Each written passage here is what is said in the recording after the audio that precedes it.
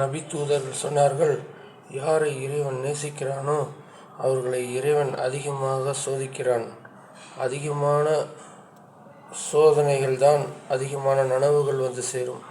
நம் உள்ளம் உடைக்கப்பட்டால், நம் வாழ்வு சிதைக்கப்பட்டால் ஒன்றை நினைத்து கொள்ளுங்கள், இறைவன் நம்மை சீர்படுத்த, நேர்வழிப்படுத்த விரும்புகிறான் என்று.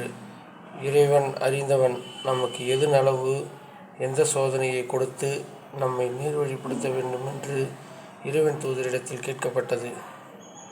அதிகமாக இந்த உலக வாழ்க்கையில் சோதிக்கப்பட்டவர் யார் என்று இறை தூதர்கள் சொன்னார்கள்.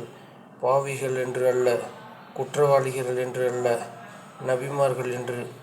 சோதனைகளால் நம் வாழ்வு சிதைக்கப்பட்டால், உடைக்கப்பட்டால் ஒன்றை மட்டும் பதிய வைத்துக் கொள்ளுங்கள், இறைவன் நம்மோடு இருக்கிறான். நம்மை ஒருபோதும் கைவிட மாட்டான். இறைவன் நமக்கு வழிகாட்டி கொண்டே இருப்பான், நம்முடைய சோதனைகளில் அவனுடைய பாதையில் பயணித்தால்.